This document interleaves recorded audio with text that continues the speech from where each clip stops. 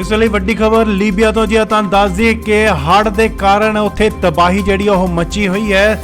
ਮੌਤਾਂ ਦਾ ਜਿਹੜਾ ਅੰਕੜਾ ਹੈ ਉਹ 10,000 ਪਾਰ ਕਰ ਚੁੱਕਿਆ ਹੈ। ਜਿਵੇਂ ਤੁਹਾਨੂੰ ਦੱਸ ਦਈਏ ਕਿ ਸੜਕਾਂ ਉੱਤੇ ਲਾਸ਼ਾਂ ਦੇ ਢੇਰ ਲੱਗੇ ਹੋਏ ਨੇ।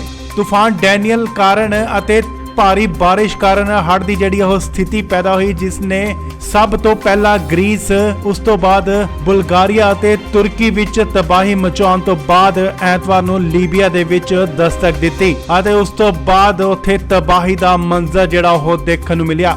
ਲੀਬੀਆ ਦੇ ਇੱਕ ਟੀਵੀ ਨਿਊਜ਼ ਏਜੰਸੀ ਮੁਤਾਬਕ ਦਰਜਨਾਂ ਜਿਹੜੀਆਂ ਲਾਸ਼ਾਂ ਉਹ ਮੁੱਖ ਚੌਂਕ ਤੇ ਦਿਖਾਈ ਦਿੱਤੀਆਂ। ਇਹ ਲਾਸ਼ਾਂ ਕੰਬਲਾਂ ਅਤੇ ਚਾਦਰਾਂ ਵਿੱਚ ਲਪੇਟੀਆਂ ਹੋਈਆਂ ਸਨ।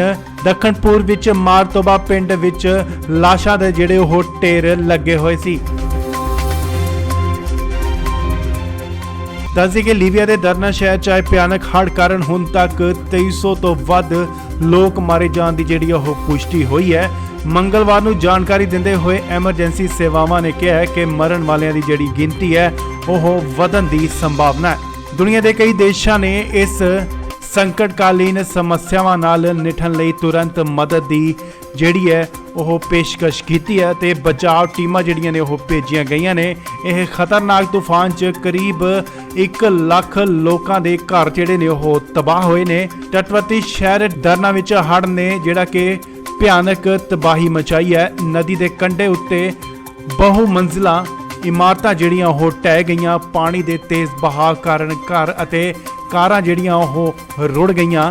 ਉਧਰ ਐਮਰਜੈਂਸੀ ਸੇਵਾਵਾਂ ਨੇ ਇਕੱਲੇ ਦਰਨਾ ਦੇ ਵਿੱਚ 2300 ਤੋਂ ਵੱਧ ਜਿਹੜੀਆਂ ਮੌਤਾਂ ਦੀ ਸ਼ੁਰੂਆਤੀ ਰਿਪੋਰਟ ਜਿਹੜੀ ਆ ਉਹ ਦਿੱਤੀ ਹੈ ਕਿ 5000 ਤੋਂ ਵੱਧ ਲੋਕ ਲਾਪਤਾ ਨੇ, ਜਦੋਂ ਕਿ ਲਗਭਗ 7000 ਦੇ ਕਰੀਬ ਜਿਹੜੇ ਲੋਕ ਨੇ ਉਹ ਜ਼ਖਮੀ ਹੋਏ ਨੇ। ਪਰ ਪੂਰਬੀ ਲੀਬੀਆ ਵਿੱਚ ਵਿਰੋਧੀ ਸਰਕਾਰਾਂ ਦੇ ਅਧਿਕਾਰੀਆਂ ਨੇ ਹੜ੍ਹਾਂ ਵਿੱਚ ਹਜ਼ਾਰਾਂ ਲੋਕ ਜਿਹੜੇ ਨੇ ਉਹ ਮਾਰੇ ਜਾਣ ਦੀ ਸੰਭਾਵਨਾ ਹੈ।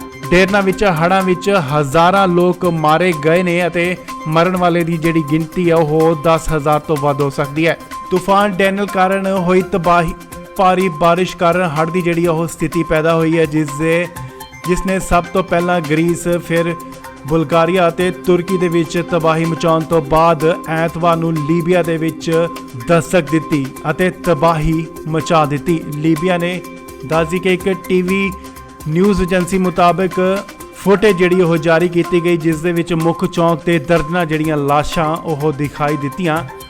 ਇਹ ਲਾਸ਼ਾਂ ਕੰਬਲਾਂ ਅਤੇ ਚਾਦਰਾਂ ਦੇ ਵਿੱਚ ਲਪੇਟੀਆਂ ਹੋਈਆਂ ਸਨ। ਦੱਖਣ ਪੂਰਬ ਵਿੱਚ ਮਾਰਤੋਬਾ ਪਿੰਡ ਵਿੱਚ ਲਾਸ਼ਾਂ ਦਾ ਜਿਹੜਾ ਉਹ ਢੇਰ ਲੱਗ ਗਿਆ।